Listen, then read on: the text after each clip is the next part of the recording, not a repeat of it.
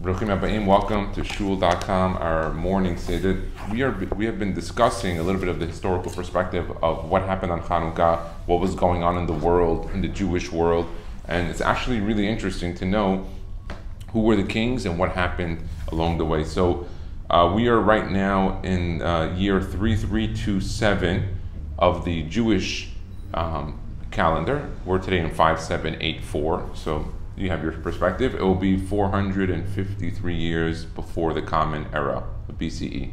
So you understand where we are right now. We are at the first Beit HaMikdash. The prophets are telling them, if you're not going to make repentance, God's going to destroy the place. No one believes him, the prophets. In fact, there's a king at the time, Sidkiyahu. He's Dod Yehoiachin. Let's call him Sidkiyahu HaMelech, okay? He was a king in Israel at the time. I'm going to read you a little bit about him. Sidkiyahu Haya ben Yoshiyahu HaMelech. He was the son of Yoshiyahu. This is his father's name. V'neched HaNavi Yirmiyah. He was the nephew of the prophet Yirmiyah Navi. Ever hear of Yirmiyahu, whatever? Yeah, so he was the Neched, the grandson. Grandson. I said nephew. Okay. Oh, yeah, nephew. I mentioned nephew earlier, but he's the grandson of Yirmiyah Melech, Mibito Chamutel, from his daughter. Huaya Melech Sadiq. He was a Sidkiyahu from the word Sadiq, so he was a righteous king. בשנה הרביעית לכהונתו המליך אותו נבוכדנצר גם על שאר העמים, אדום, מואב, עמון, צור וסידון. So Nebuchadnezzar, the Babylonian king, was taking over. His kingdom was getting stronger, and he liked Sidkiyahu. So he told them, listen, I like you. I'm going to make you a king on the other nations around you. Now that I am in charge, I want you to be my liaison. You're going to work together with me. And he made him a king above Edom, Moab, Ammon, Sur, and Sidon, all the bordering countries of Israel. מכיוון ששמע לעצת עבדיו למרוד בנבוכדנצר בניגוד לעצת ירמיהו הנביא נענש על כך. What happened? They were trying to do a coup against Nebuchadnezzar. Nebuchadnezzar was a bitter king. They tried to do a coup against him, and all the workers said, we're going to get the king, we're going to annihilate him and get rid of it. Now Sidkiyahu started working with these people to overthrow Nebuchadnezzar, even though Nebuchadnezzar seemingly had done him good to a certain extent in allowing him to be the king over his Israel and the other countries. Yirmiyah HaNavi tells the Melech, don't do it. I'm a prophet. I prophesied on this. Don't try to overthrow the king. He's doing for you good. If you overthrow him, it's not going to work out. He didn't listen to the Yirmiyahu HaNavi, which was his grandfather. He got punished. What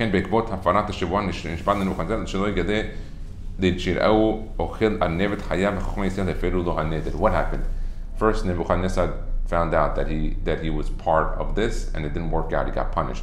Secondly, Sidkiyahu was close with Nebuchadnezzar. That's why he made him a king over the bordering nations. One time he walks into the palace and to the private room of Nebuchadnezzar, and he sees him eating a rabbit, but the rabbit was alive, moving around. He was ripping off parts of it with a knife.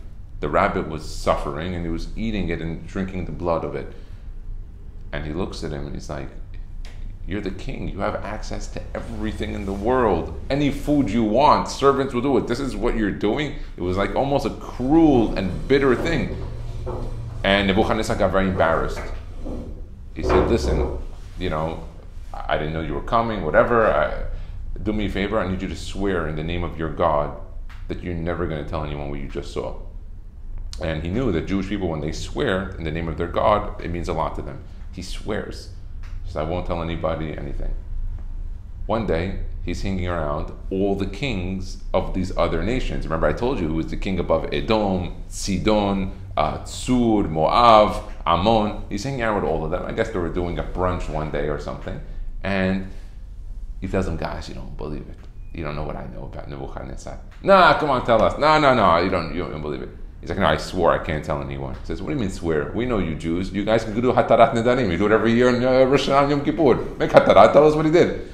He's like, okay, you know what? I'm going to go make Hatarat. He goes to the Lishkat HaGazit, to Yerushalayim. He tells the rabbis, look, I made a promise to a king. I want to make Hatarat. They said, okay, fine. The way it works on Hatarat, this you should know, is that Hatarat works on promises that you forgot. and swears that you forgot, not something that you remember. So let's say you remember something every day. I don't know. Let's say you're putting on Rabbeinu Tam Tefillin, a second pair of Tefillin, and you say, I don't want to do this anymore. It's just too much work. Okay, you don't have to. It's not halacha l'maaseh. You don't have to do it. It's only an extra. When you're doing Hatarah with the three rabbis, you go to one of them, you whisper in his ear, listen, I used to do this on Shabbat, or I don't want to do this anymore. I want you to include it. So one of the three needs to know if you have something personal that you want to do. Like if I want to do Hatarat Nedarim on something that I'm specific on, I don't just say Hatarah. I go to one of the three, not all three, and say, listen, by the way, I used to buy my wife flowers every week. I want to make Hatarah. Whatever. This is an example. Not that because if you do something 3 times, it's as if it's a promise. And that can sometimes linger above you, that God can say, he owes me all this stuff. So making Hatarah, you absolve yourself from a lot of previous obligations that you don't even know that you're obligated to. So that's why, according to some of the Mikubalim, they used to do Hatarat Nedarim every Friday in Shul. Before Shabbat, anyone that Hatarat Nedarim killed, or someone cursed you during the week, someone said to you something negative, you can absolve yourself from it. So he goes to the rabbis, and he tells the rabbis, please make this Hatarah for me so I want to tell these other kings. They make Hatarah for him, and he tells the kings. Nebuchadnezzar finds out that he gave over the secret. Nebuchadnezzar tells him, because you did that, I'm going after the rabbis. He went to Lishkat HaGazit and he killed many of the rabbis. He ended up going to Yerushalayim, putting a matzor around it and saying, I'm taking down the whole city. You can't if you don't keep the promise, the swear to your God, and by the way, he had good reason to make a Hatarah, but because of this, he got very upset, Nebuchadnezzar, and he came back to destroy Yerushalayim. בעקבות מעשיו אלו עלה עליו נבוכדנצר בשנת 19 למלכות נבוכדנצר, the 19th year of his kingdom, he went up, החריב את ירושלים, נחו בשבי, he destroyed the entire city of Yerushalayim and took many of them hostage.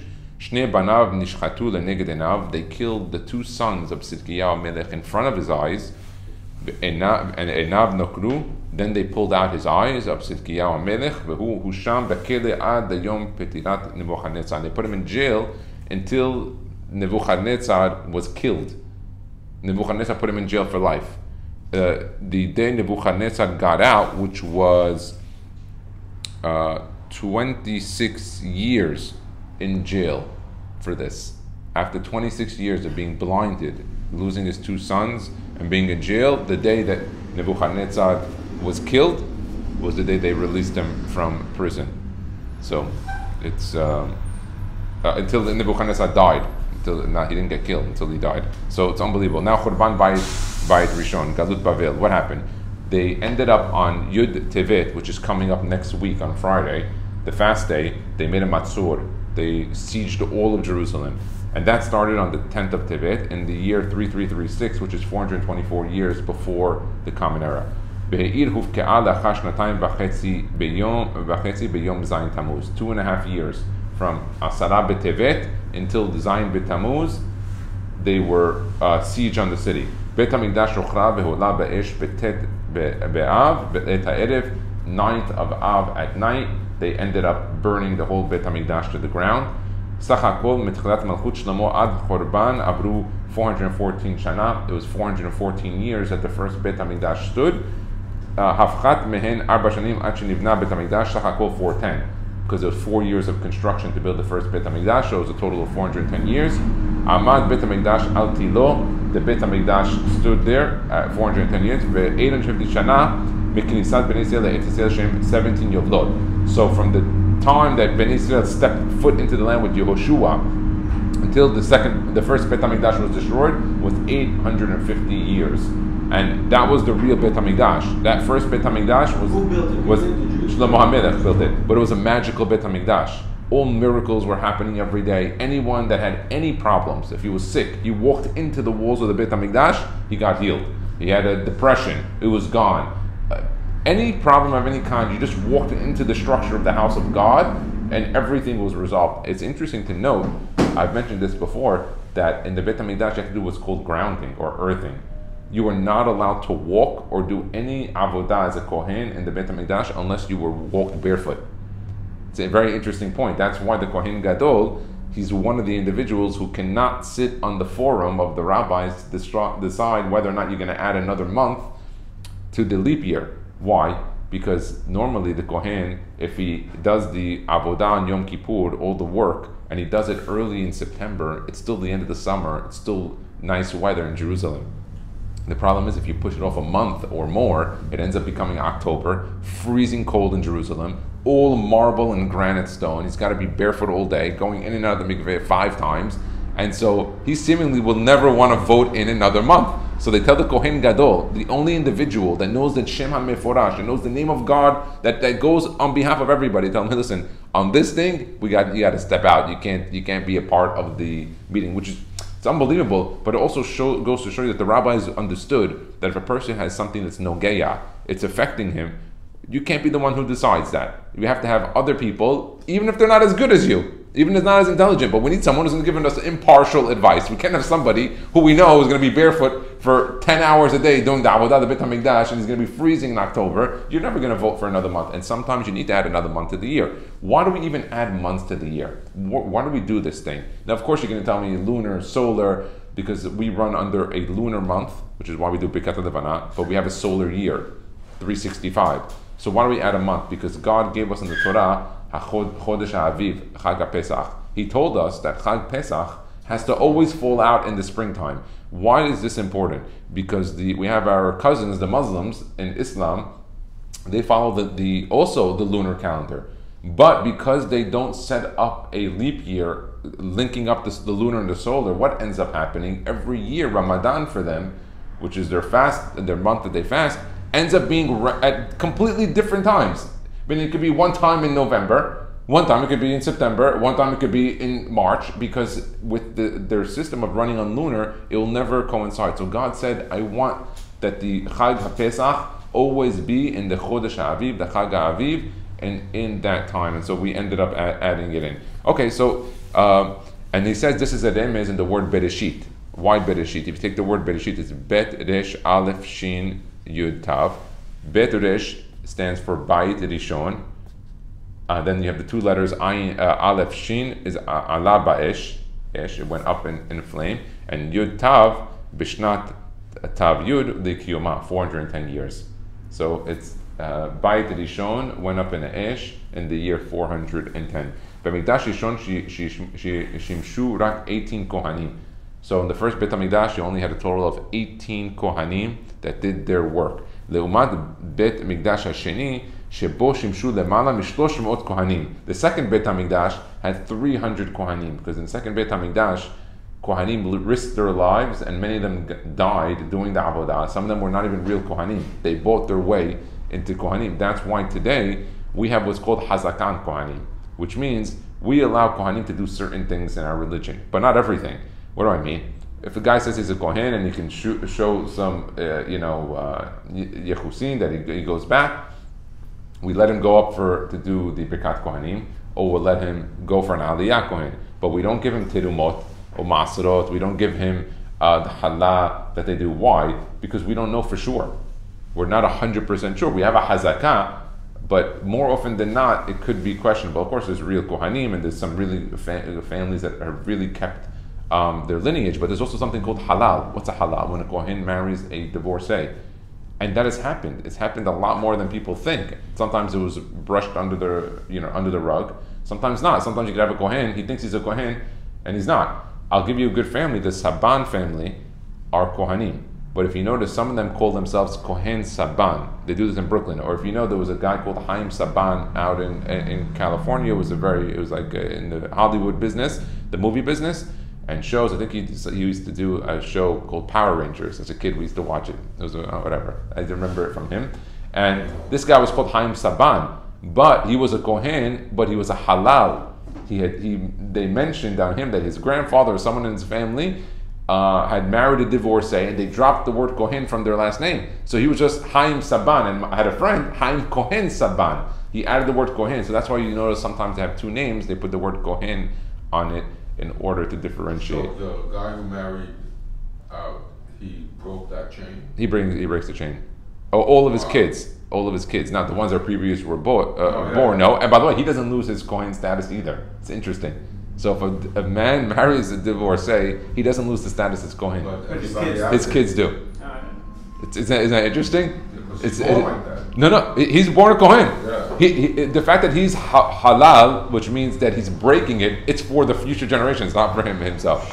His kids with her or His kids with her. The previous one's born, they don't lose that status. Oh, really? Yeah, it's a very interesting thing. Feel bad for those Yeah. new kids. But how do we get to this point? Is that in the first Beit Hamikdash, you know how many Kohanim you had? You had 18 in the course of 410 years. The second Beit Hamikdash, you had over 300, which means how many years the second Beit Hamikdash was? 420. About a year and a half. So every 2 years they switched up the Kohen. Now you know what that means? They switched up the Kohen. It means the guy mooted. The guy died because they didn't just keep. When he went in. When he went in, and that's what How could they be so naive to that? Because that's what they used to tie around their legs a chain. Yeah.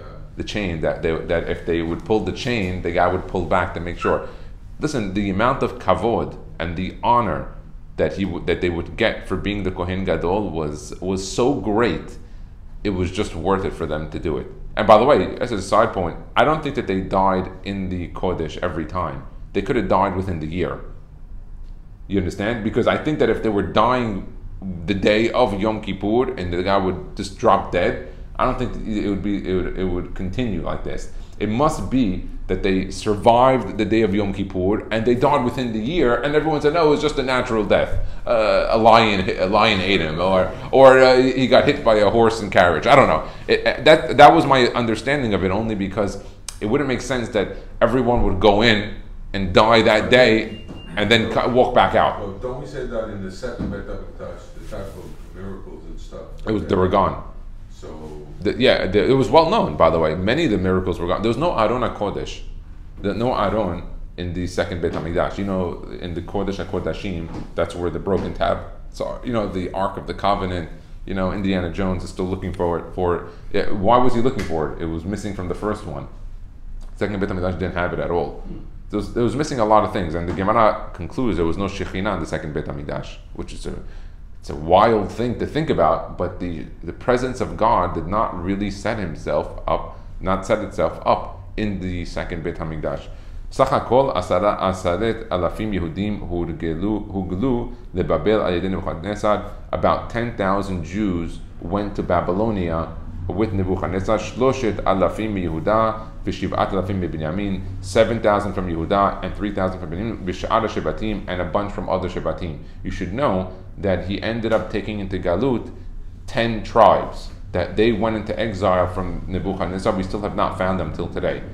And it says that before the time of Mashiach, during the war of Gog and Magog, Israel is going to be at the brink of losing the war, and these 10 tribes are going to come back in order to avenge. They're going to be the avengers, and they're going to come in, and they're going to topple the other nations of the world that have been a thorn to the Jewish people all those years for attacking them, for not helping them. And then these, I said, we don't know who they are, but we do know that they're coming, and so they will be at our side. So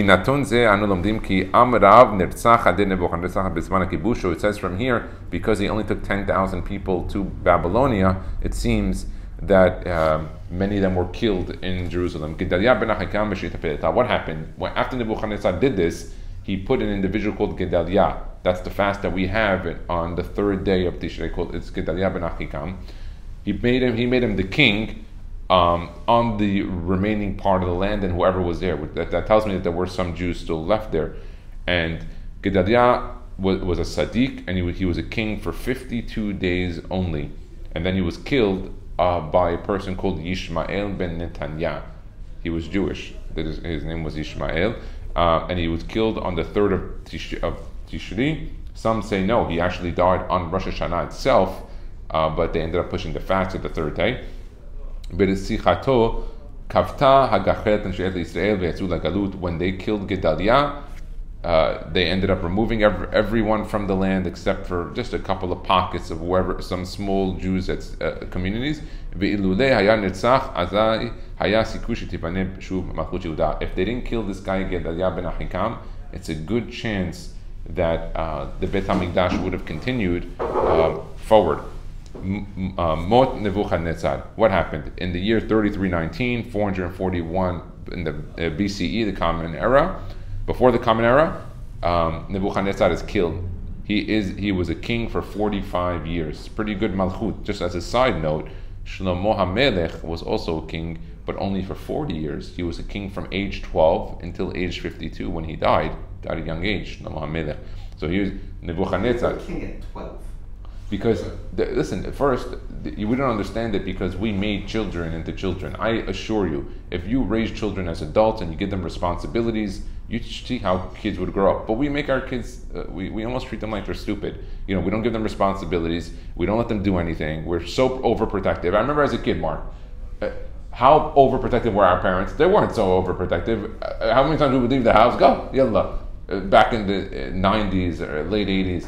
Today, you're afraid to let your kid go anywhere without knowing where. Put an air tag. Where are you going? Let me see your phone. Where's your location? Who are you going to see? It was, and by the way, that created more of a manly individual. He had responsibility. He felt that, and so now this king Nebuchadnezzar was 45 years. Beyachad im shilton beno v'nechado 70 shana. He had a total of 70 with his son and grandson. Have a nice day, Mark. V'zeh kisachad al shlosha pesiyot shepasad echvod Hashem.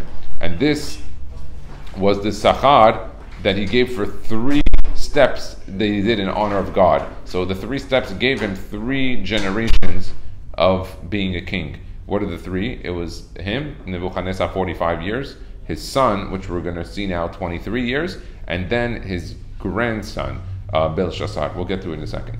Be'oto shana utza Sidkiyahu mima'asro dachar 26 shenot ma'asar.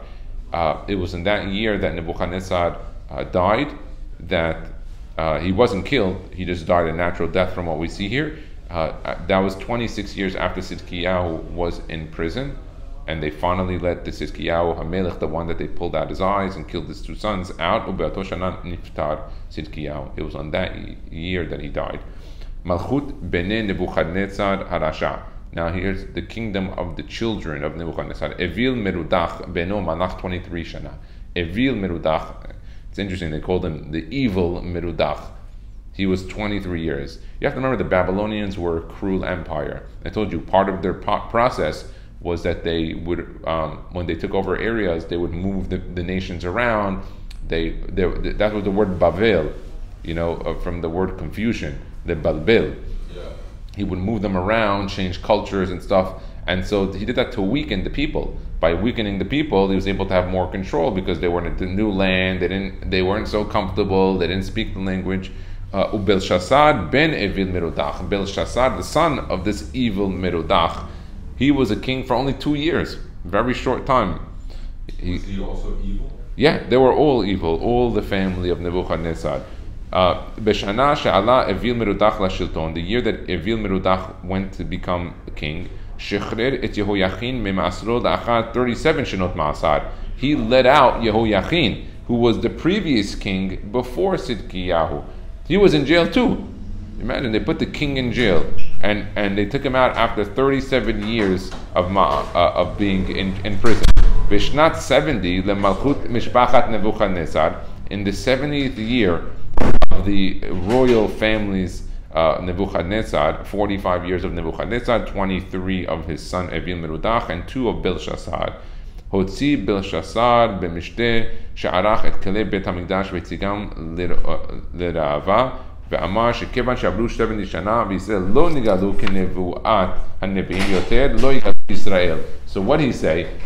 Belshazzar made a calculation. He said, if it's 45 years of my father, 45 years of my grandfather, Nebuchadnezzar, 23 of Evil Merudach, my father, and 2 of mine, that's a total of 70. And the prophet said, and they believed the prophet very much, that it was going to be 70 years. And it's not 70, so he took out the kelim of the Beit HaMikdash, the gold, the silver, all the vessels, and he started to make a party and to eat from them. And it was at that party that we saw the case from Daniel in Perek Dalet and Hey, where a hand came and wrote on the wall. Some say it was 4 letters, some say it was the word Minna, Takalu Parsin, some say it was just the letters Mem Tav Vav, some say it was an Atbash, and then he had to figure it out. But it was written in Ktav Ashuri, and we'll go with the shita, the opinion that the words said minna minna takalu parsin. It was Aramit written in Ktav Ashuri, which is interesting, and nobody knew how to read it except for Daniel Ish Hamudot. And Daniel reads it, and he tells the king, it seems that God was very upset with what you just did by taking his vessels from his house in order for you to drink and eat from it. And because of this, God counted and counted, minna, minna, takal, he put it on the scale, all of your deeds and your father and grandfather's deeds, uparsin, and you seemingly went too far. What you did was a tremendous violation in the eyes of God, and because of that, you're losing your kingdomship. And it was that night that he was killed. The king, Belshazzar, ended up going to sleep that night. He didn't even care when he heard this. And it's surprising. He tried to bribe Daniel by giving him beautiful clothes, and to give him like a robe made of argaman and certain gifts in order to try to appease Daniel, who was the only one who knew how to read the prophecy. Daniel was born in Israel, or I know Daniel lived in Bavel. He was an advisor to the king. Yeah. So he was born from Israel. I'm not sure if he was born in Israel, but I know that he was an advisor to Bavel and he prophesied in a high level of Ruach HaKodesh, which is what he was considered a Navi. He was considered a Navi, but in a high level of Ruach HaKodesh. That's why the book is found in Ketubim. It's also written in Aramit. Most of the book is not so simple to read. You have to use a lot, but it's got a lot of secrets in the book. So this Daniel, he tried to bribe him to get him to like pray to God on behalf of this whole thing. He didn't, Daniel, because Daniel said, listen, God already made the decree. And there was also a play on the words. The play on the word was minna minna takalu parsin, meaning God counted and weighed, and uparsin, from the word lifros, to break up. But there was also another play that it's going to be broken up, but you know what's coming next? It's paras. That's going to be the next one. That means to be broken up. What is it? Paras means parsin, yeah, from like lifros. Okay. Lifros. And nowadays. Yeah, and lifros. And then he ended up getting killed. באותו נהרג בלשאצר על ידי דריווש המדאי. דריווש came that night. ובכך הסתיימה מלכות נבוכדנצר ובניו. Once they killed Belshazzar, that royal family ceased to exist. Now the next king that comes along is Malchut Daryavesh HaMadai. Daryavesh comes along in 3389 of the Jewish calendar, or 371 BCE. Nimshecha Shana Achat, just 1 year. Waya Chamiv Shel Koresh, he was the father-in-law of Koresh. Ubegil 62 Malach, he was 62 years old when he became king. Dahainu Nolad Bizman Shekavash Nebuchadnezzar et Yerushalayim Bizman Yehoyakim. He was alive when Nebuchadnezzar went to Yerushalayim with Yehoyakim. Yeah. No, this individual, Daryavesh Hamadai, he was alive when Nebuchadnezzar went to take from the time of Yehoyakim, which was the original Galut Nebuchadnezzar. Nebuchadnezzar came in multiple parts to Israel. Right. So he came originally with Yehoyakim, and then he came later on for Sidkiyahu HaMelech, and then he came to destroy the temple. So he was alive, Daryavesh. לאחר שנה שמלך הוא ויתר על המלכות לטובת חותנו כורש. After 1 year being king, he passed the buck to his son-in-law Koresh to become the king. ויש אומרים שאחר שנה נפטר וקורש ישרו. Some say he died after a year, some say he gave it over. מלכות פרס Koresh. So now in the year 3390, a year later, Koresh becomes the king. שלושה שמות היו לו. He had 3 different names, Koresh. What were they? Artaxshasta, Daryavesh, Koresh. So you also had the name Daryavesh. I guess that was, from what I understood, Daryavesh was the name of the kings of Madai, while Koresh was the name of Paras. But they interchanged because they married into each other. This was his son-in-law from Paras, so I guess it was Paras and Madai. It was a family kingdomship. קיימת מחלוקת אם היה מלך צדיק או רשע ביחסו לישראל, as brought down Rosh Hashanah and Gimel. So it means on Koresh, this Koresh that we're talking about, we're not really sure if he was a great king or a wicked king. We don't have so much of a direction. Next thing, Achrazat Koresh. Now, this guy Koresh made a new proclamation in the same year that he became king. It was 52 years after the destruction of the temple. The 70 the Malchut Nebuchadnezzar Banav, and it was a total of 70 years of the completion of the royal family of Nebuchadnezzar and his children and grandchildren. Be'ekvot hachrazato echela shivat Zion im Zerubbabel ben Shealtiel. He had the law of return, and he put Zerubbabel ben Shealtiel to be in charge of the Jews in Israel and to go back to Israel. This was the law of return. I told you earlier that Paras and Madai had a policy that they allowed many of the cultures and the nations to go back to their original place in order to go back home to their language, speak their language and go back. And unlike Nebuchadnezzar and Babel, they were out to specifically confuse people and spread them all around the world and weaken them, while he said, listen, as long as you're going to allow me to be king, pay taxes, follow the laws, the rules, the regulations, then you can go back. And they did. And the prophet, if you look at the Nevi'im, speaks on Zerubbabel in very high tone. And it says that Zerubbabel could have been the Mashiach, had more Jews went along with him, but after these 52 plus years that they were in Babel and they were in Egypt, and also they started to go to some other countries, farther countries, east and north and south, they started to get comfortable. After 52 years, almost 2 generations, they got comfortable. They started to buy real estate, they started to invest in businesses, they started to learn the language. Already they had kids and grandkids. 52 years is not a short time. And they're like, listen, why are we going back to Israel? They had good reason why they didn't want to go back. The area was destroyed.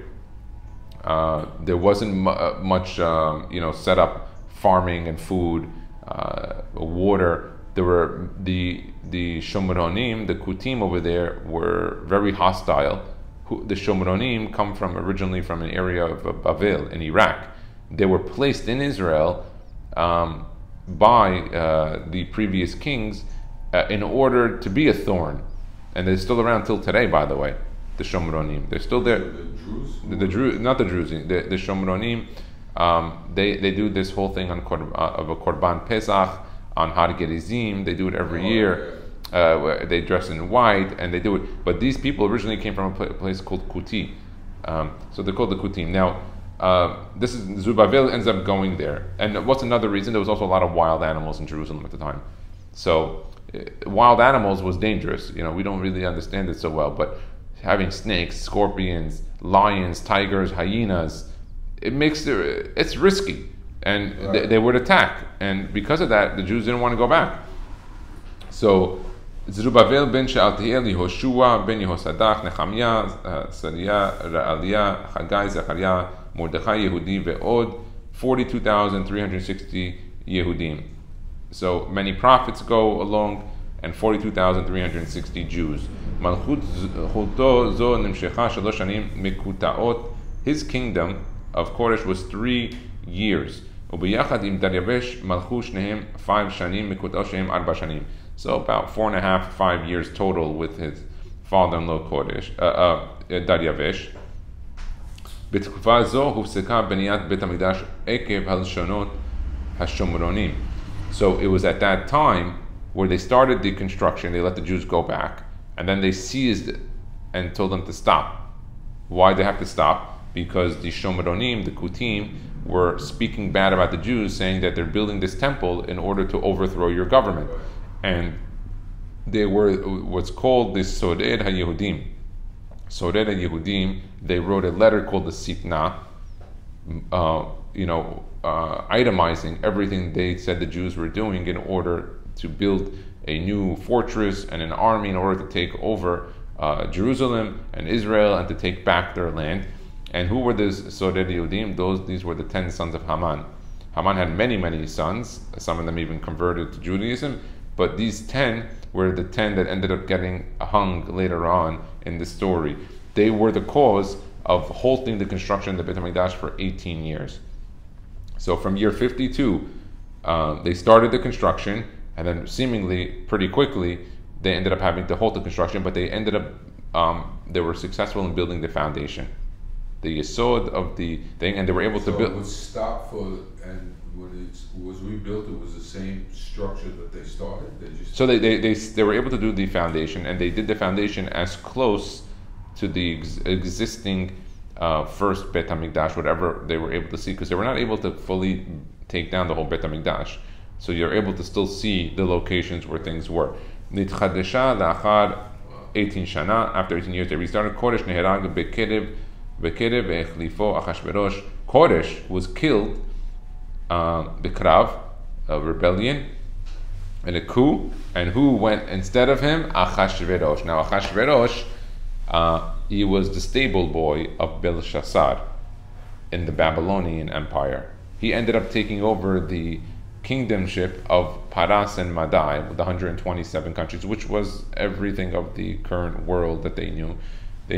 And he ends up marrying the daughter of Belshazzar, who's Vashti.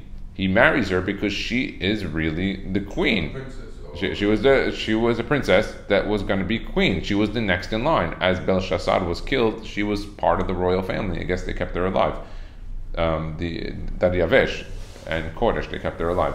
Now, let's go to the Malchut Achashverosh, which was 3392 in the Jewish calendar, or 368 BCE. Bishnat Shalosh Lemolcho Asa Mishteh. So now, this king, Achashverosh, does a party in the 3rd year of his reign. Vehosi gam hu kebelshazzar et kele bet hamikdash כי חשב שהנבואה שישראל יגאלו לאחר 70 שנה לא התקיימה מכיוון ששליטתו הספירה היא מגלות בבל ולא ממלכות בבל.